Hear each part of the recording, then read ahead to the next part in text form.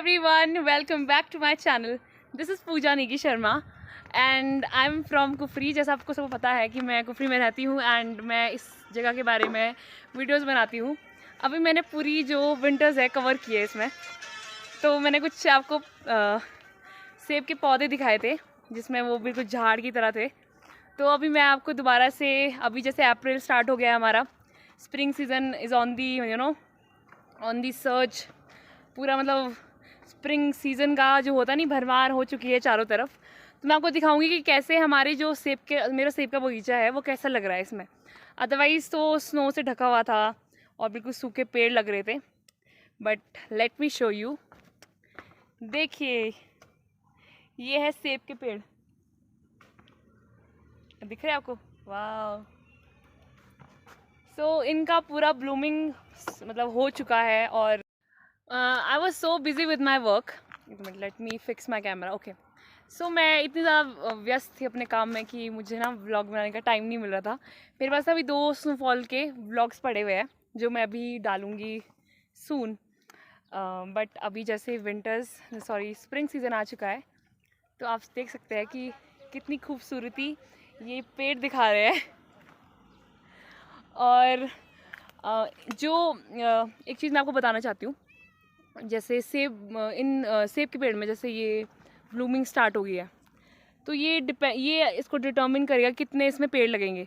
जितना ज़्यादा ये मतलब ये जो आपको पोर्शन दिख रहा है ना, ये वाला पोर्शन दिख रहा है ना, ये अभी इसके चारों तरफ से जो ये फूल है ये सारे गिर जाएंगे, तो ये आगे मिलकर थोड़ा आगे से उसको एक्सपैंड होकर ये सेब बनेगा।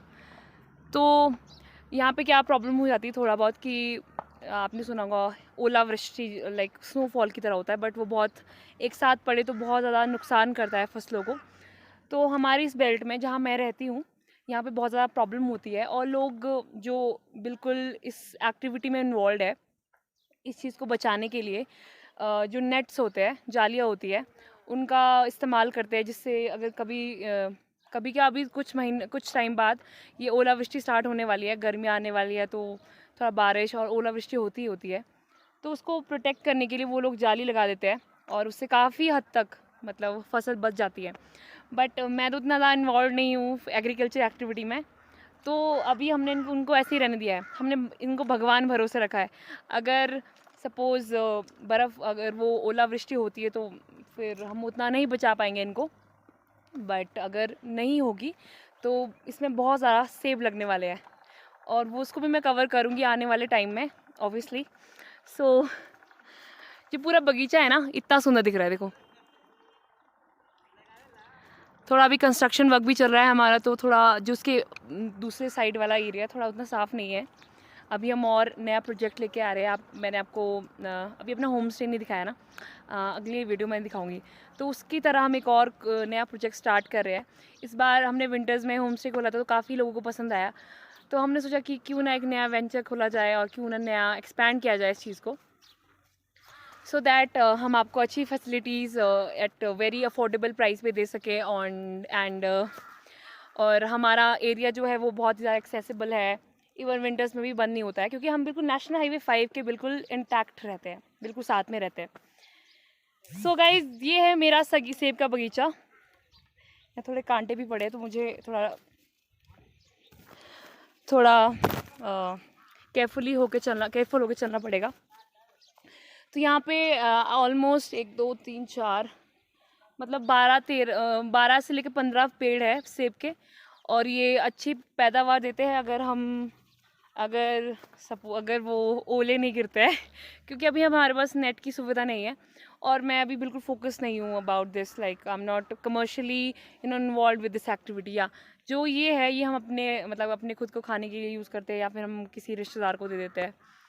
So but this year I have decided my mind कि अगले साल से जैसे ही मतलब विंटर्स आएगी, तो विंटर्स में क्या होता है ना, इसका काम विंटर से स्टार्ट हो जाता है, बट विंटर्स में मैं बहुत ज़्यादा इन्वॉल्व रहती हूँ टूरिज़्म एक्टिविटी में, खुद मेरे लिए टाइम नहीं बचता है।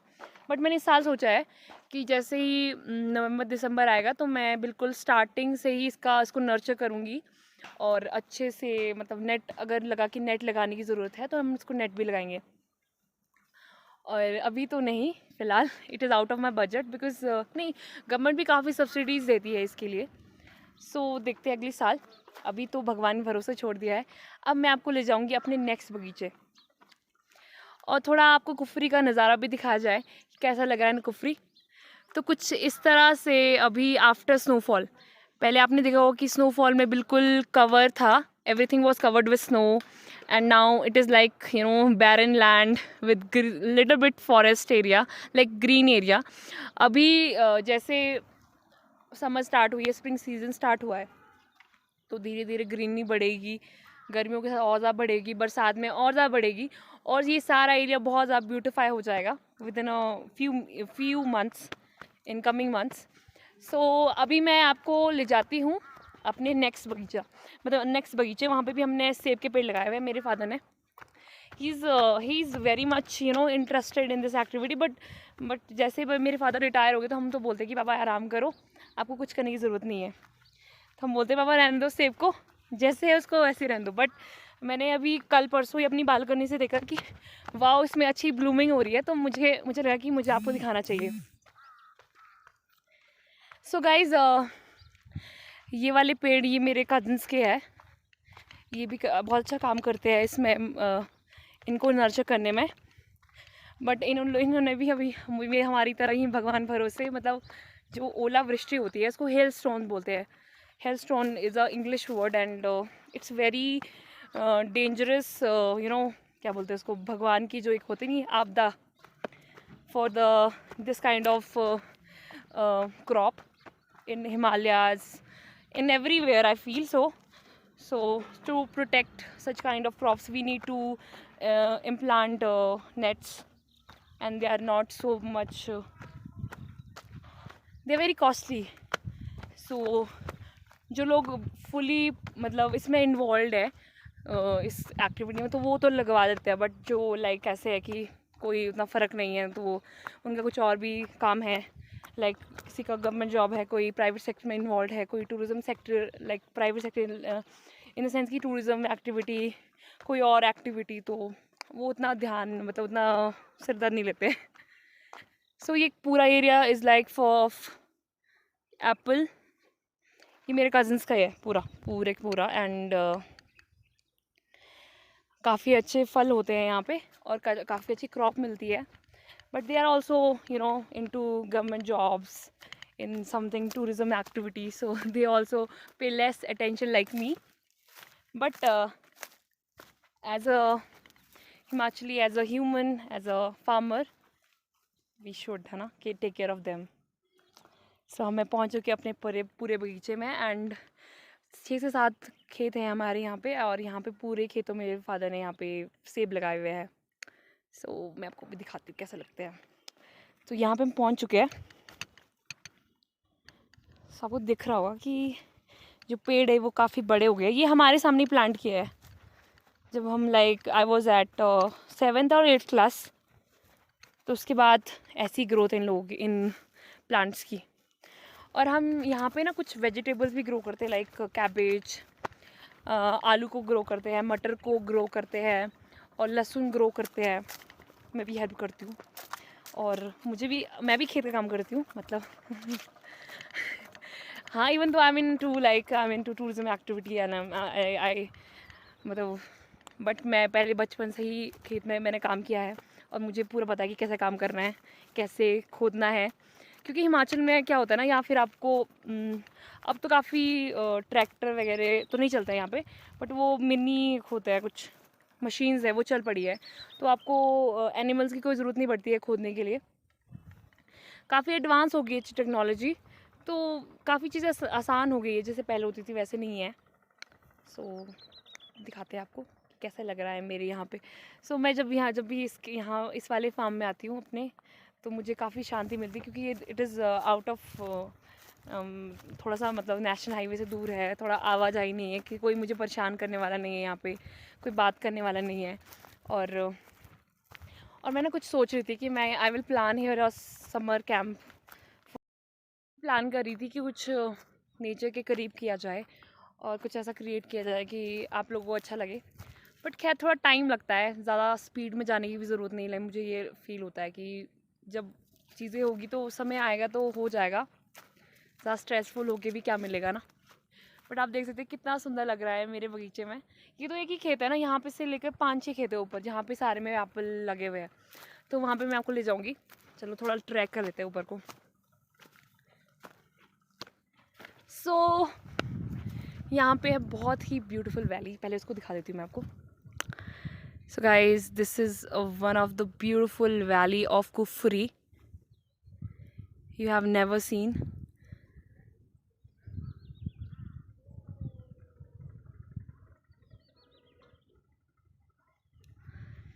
और this side is also my farms, मतलब मेरे कज़न्स के ही फार्म्स है। और एंड अब मैं थोड़ा क्लाइंब करूँगी इस रास्ते से ऊपर को अपने सेकंड खेत के लिए। एंड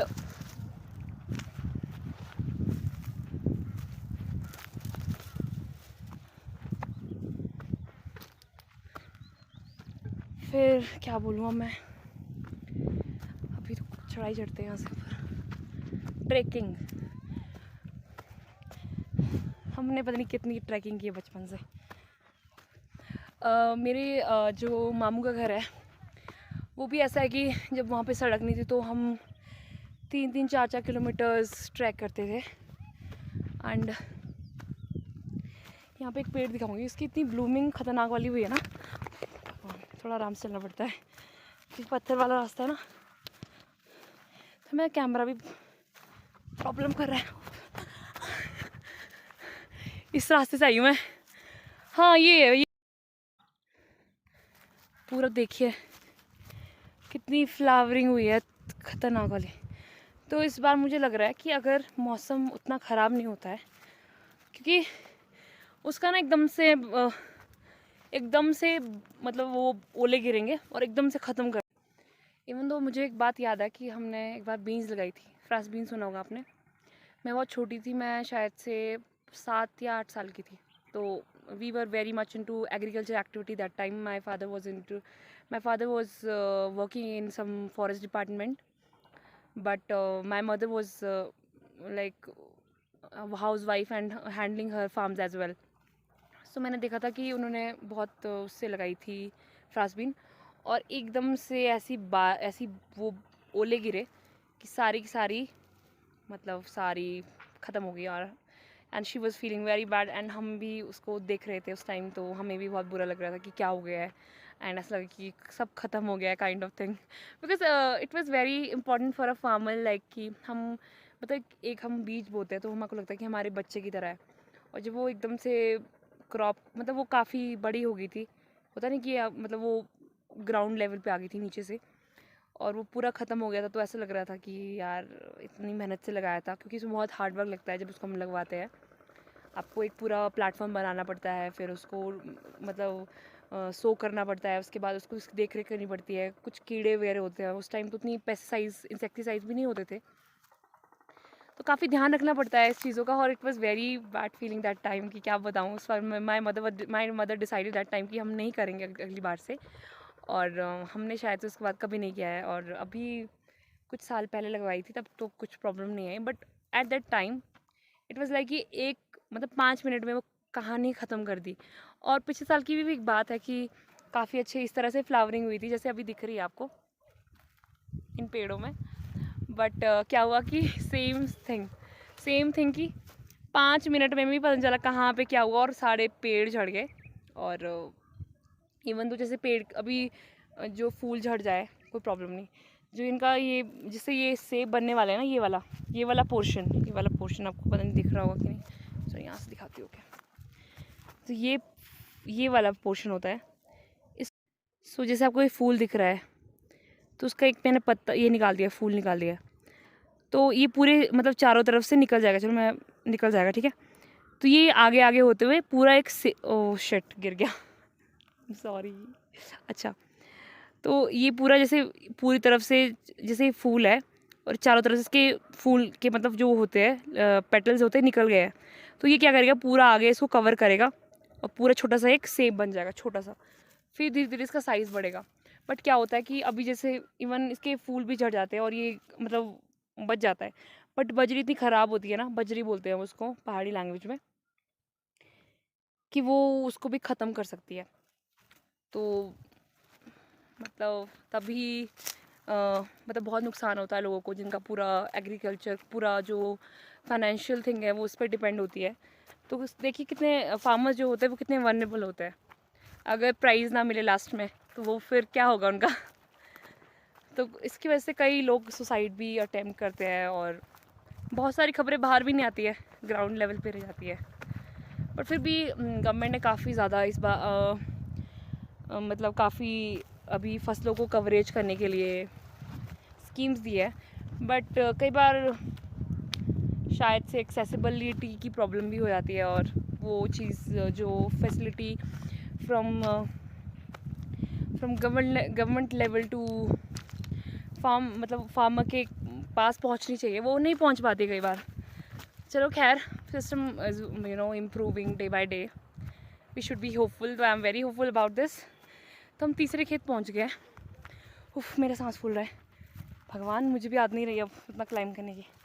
तो ये थोड़ा छोटा ट्री है, हाँ, बट यहाँ पे आपको मधुमक्खी दिख रही है, तो दे आर द इसको बोलते हैं, भूल गई हूँ। तो इनकी वजह से ये जो फर्टिलाइजेशन होता है ना, इन फ्लावर्स में होता है, और इनका survival is very important for the survival of human beings बोलते हैं। और it is very much scientifically proven that अगर ये ना हो तो फिर प्लांट्स में जो ये होता है फर्टिलाइजेशन वाला सीन, ये नहीं होगा और हमें फ्रूट्स नहीं मिलेंगे, हमें वेजिटेबल्स नहीं मिलेगी। So yeah this is all connected with each other. So ये भी पेड़ है हमारा, इसमें भी काफ़ी अच्छे फ्रूट्स होते हैं। ये इट्स नॉट एप्पल ट्री, इसको कुछ पता नहीं क्या बोलते हैं, मैं भूल गई नाम इसका, क्योंकि मैं इतना इसको खाती नहीं हूँ। इसमें छोटे छोटे मीठे मीठे से फल होते हैं। ये मतलब सितंबर अक्टूबर के महीने में होते हैं। हम तो कभी कभी मतलब तोड़ लेते हैं, अदरवाइज़ यहाँ पे जो पक्षी होते हैं, कौवे हो गए, छोटे छोटे पक्षी हो गए, तो वो खा लेते हैं, तो उतना मैं ध्यान नहीं देती उस पर। तो यहाँ पे हमने कुछ लहसुन भी लगाया, देखना चाहेंगे आप? देखिए यहाँ पे पूरा परिदक, जो परे दिख रहा है आपको ग्रीन ग्रीन, ये लहसुन लगा हुआ है, पहाड़ी लहसुन है यहाँ से वहाँ तक। और ये देखिए हमारे एप्पल ट्रीज,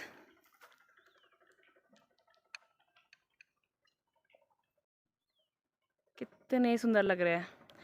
आपको अगर इस टाइम पे आना है तो मुझे आप मेरा यूट्यूब चैनल फॉलो कर सकते हैं, मुझे इंस्टाग्राम पे भी फॉलो कर सकते हैं। मेरा नाम है पूजा नेगी शर्मा, एंड मैं लिंक भी शेयर कर दूँगी। और हमारा एक रेस्टोरेंट है, मेरा एक होम स्टे है।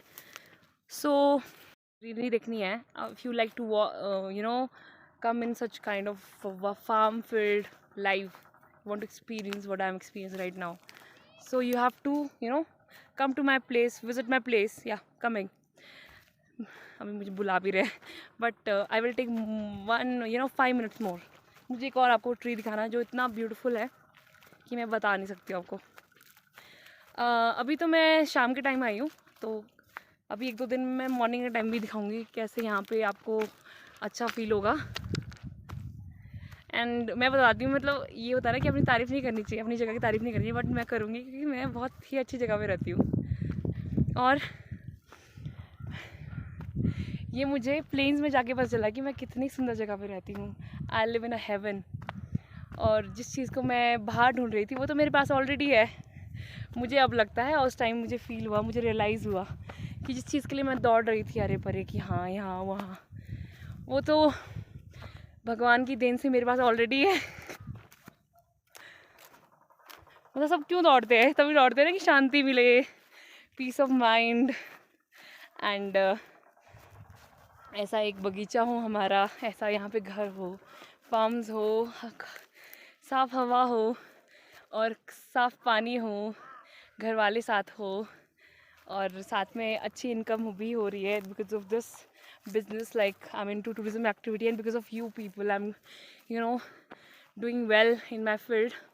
Yeah, problems are there, but I know the solution, I know how to figure out but because of the tourism business, I'm like, I feel very blessed that yeah, उफ यार कांटा लग गया।